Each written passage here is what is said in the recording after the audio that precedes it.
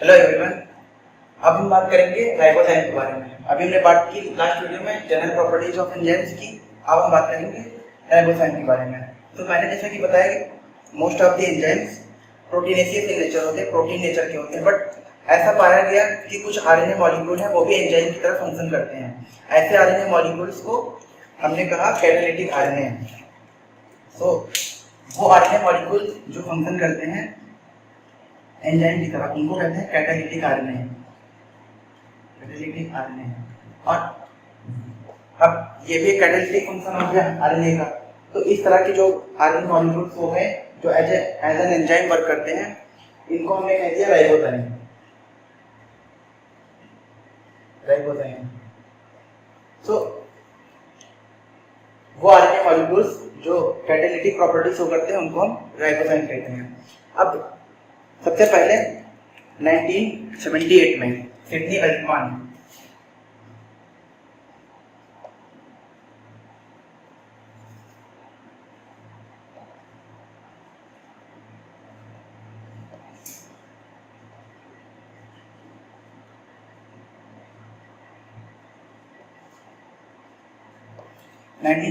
Sydney Altmann ये scientist थे।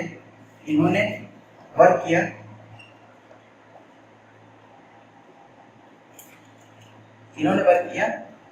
E coli से इन्होंने एक एंजाइम निकाला। ई कोलाई से इन्होंने एक एंजाइम निकाला जिसका नाम था ribonuclease T.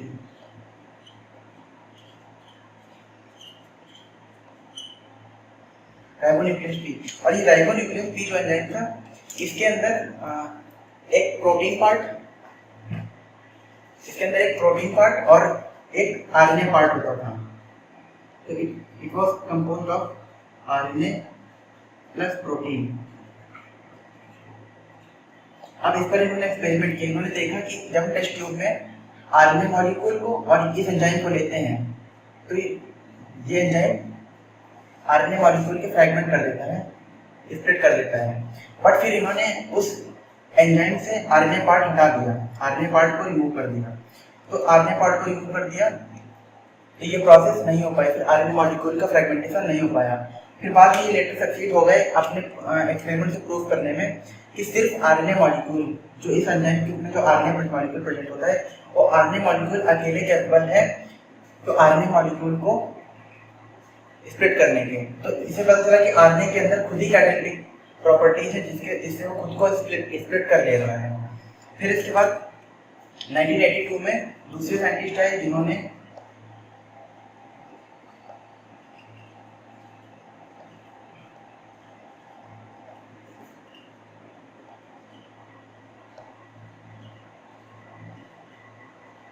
Thomas Robert says.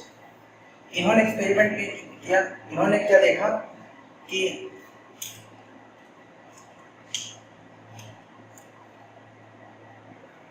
इन्होंने एक ऑर्गेनिज्म लिया ट्रामाइना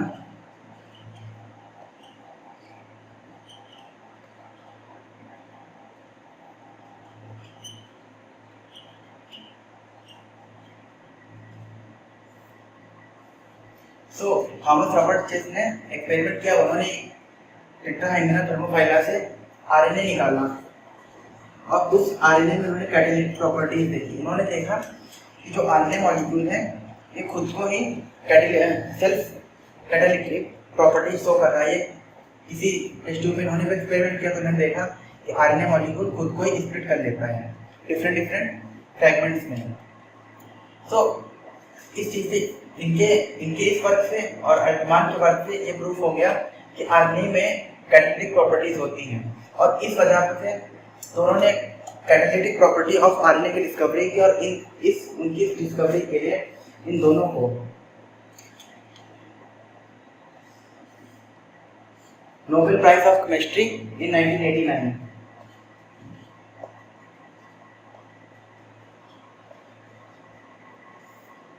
इन दोनों साइंटिस्ट को 1989 का नोबेल प्राइज मिला।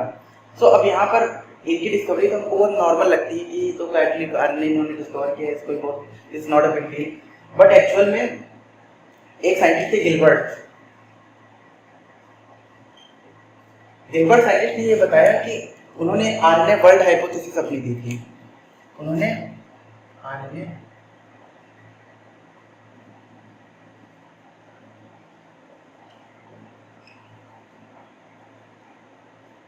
गिलबर्ट ने आरएनए वर्ल्ड हाइपोथेसिस दी थी। तो गिलबर्ट ने ये बताया था कि जो आरएनए है वो वेरी प्रिमिटिव मॉलिक्यूल है, जो सबसे पहले फॉर्म हुआ, जो सबसे पहले जिसका ओरिजिन हुआ, उस आरएनए मॉलिक्यूल से डीएनए और उसी आरएनए मॉलिक्यूल से बाद में प्रोटीन बनी। So RNA can make DNA, RNA can make protein, but with the help of enzymes only. So उनका ये पॉइंट था कि आरएनए पहला ऐसा मॉलिक्यूल है जिससे प्रोटीन और जिससे डीएनए भी बन सकता है, जिससे डीएनए बना और जिससे प्रोटीन बनी। और हम लोग मानते हैं कि जो एंजाइम्स थे, हम लोग मानते हैं कि जो डीएनए मॉलिक्यूल सबसे पहला मॉलिक्यूल था जिसका बायो ओरिजिन हुआ। बट एक्चुअल में इन्होंने बताया, गिलबर्ट ने आरएनए वर्ल्ड हाइपोथेसिस में, कि जो आरएनए है वो मॉलिक्यूल फर्स्ट था जिसने डीएनए प्रोड्यूस किया और इवोल्यूशन के थ्रू, और बाद में प्रोटीन प्रोड्यूस भी किया। तो यहाँ पे इनकी इस डिस्कवरी से, इन दोनों साइंटिस्ट की इस डिस्कवरी से और लाइफ के ओरिजिन के ये जो थ्योरी थी, ये हाइपोथेसिस थी, इसको पॉजिटिव सपोर्ट मिला। क्योंकि आरएनए खुद ही एक एंजाइम की तरह वर्क कर सकता है। तो RNA is not capable, it is proved that RNA is not capable of producing DNA through it's catalytic activities, and ये प्रोटीन को भी सिंथेसिस कर सकता है। तो इस तरह से इनकी इस थ्योरी ने राइबोजाइम की इस प्रॉपर्टी ने, आरएनए इस प्रॉपर्टी ने इस मत को भी, इस हाइपोथेसिस को भी सपोर्ट किया। तो ये बहुत मेजर डिस्कवरी थी। इस वजह से इन दोनों साइंटिस्ट को नोबेल प्राइज 1989 से अवार्ड किया गया। सो अब हम कुछ प्रोडक्शन की बात करते हैं जो बेसिकली हम बायोलॉजिकल सिस्टम में पाई गई हैं, जिनमें कैटालिटिक आरएनए यूज होता है।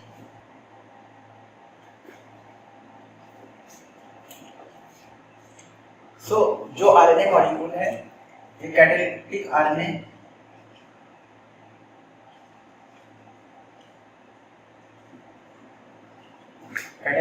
मॉलिक्यूल्स, इन्हें राइबोजाइम भी कहते हैं।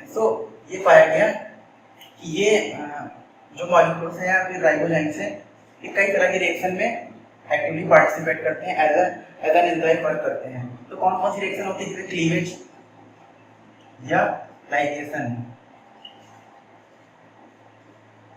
ऑफ डीएनए, आरएनए, एंड जो डीएनए आरएनए जो होते हैं, इनकी जो क्लीवेज होती है, स्प्लिटिंग होती है या फ्रेगमेंटेशन होती है, और जो लाइगेट करते हैं, दो डीएनए स्ट्रैंड्स को लाइगेट करना, आरएनए स्ट्रैंड्स को लाइगेट करना, ये सभी प्रोसेसेस कैटालिटिक आरएनए करते हैं। इसके साथ ही पेप्टाइड बॉन्ड का भी फॉर्मेशन करते हैं। कुछ राइबोजाइम्स ऐसे हैं जो पेप्टाइड बॉन्ड का भी फॉर्मेशन करते हैं। उसके साथ जो आरएनए की कुछ रिएक्शन होती हैं, आरएनए की प्रोसेसिंग की रिएक्शन, आरएनए प्रोसेसिंग की रिएक्शन, जैसे आरएनए स्प्लाइसिंग,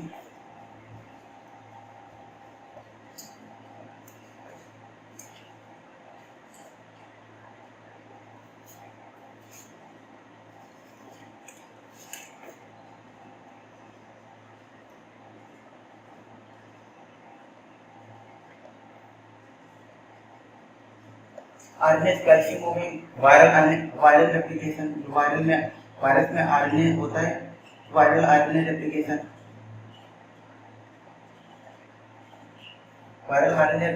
आरएनए स्प्लाइसिंग और टीआरएनए बायोसिंथेसिस।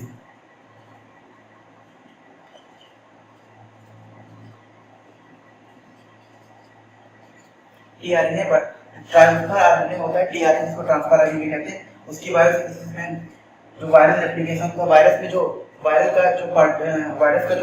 आरएनए पार्टिकल होता है, वो भी खुद कैपेबल होता है अपने रेप्लिकेशन करने के लिए। और आरएनए की स्प्लाइसिंग, ये कुछ केसेस में ये सब फंक्शन है। और उसके साथ ही राइबोसोम की जो लार्ज सब यूनिट होती है, उसमें एक राइबोजाइम प्रेजेंट होता है, जो क्या करता है कि प्रोटीन जो अमीनो एसिड्स होते हैं उनको जोड़ता है।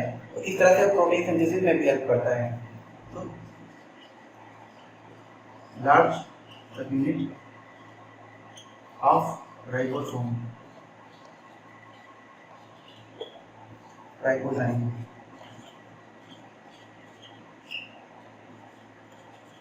तो लार्ज सबयूनिट ऑफ राइबोसोम में जो राइबोसोम प्रेजेंट होता है ये अमीनो एसिड को जोड़ता है, अमीनो एसिड को। हमने पढ़ा होगा ट्रांसलेशन में कि अमीनो एसिड्स को टीआरएनए लेकर के आता है और फिर उनको वो आपस में जोड़ करके प्रोटीन उसमें पेप्टाइड बॉन्ड फॉर्मेशन होता है और फिर वो एक चेन बनाते हैं, जैसे प्रोटीन बनाते हैं, पेप्टाइड जिसको हम कहते हैं। तो यहाँ पे अमीनो एसिड जोड़े जाते हैं, जैसे peptide formation, peptide bond formation. इस तरह से प्रोटीन सिंथेसिस में भी हेल्प करता है राइबोजाइम।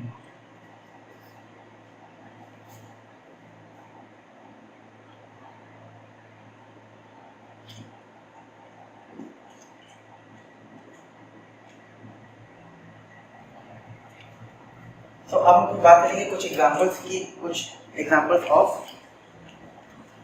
राइबोजाइम्स की। तो इसके अंदर हैमरहेड,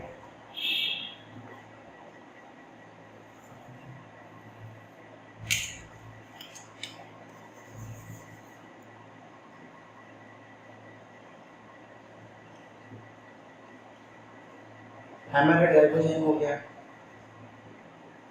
बीएस राइबोजाइम,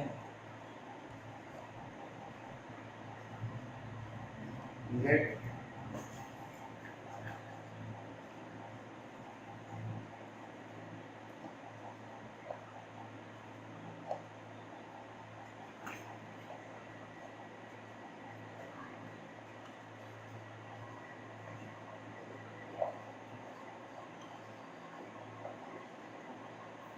तो ये कुछ बेसिक एग्जांपल्स हो गए राइबोजाइम्स के, जो हम डिफरेंट जगह देखते हैं। Hammerhead ribozyme, BS ribozyme, lead ribozyme, hairpin ribozyme.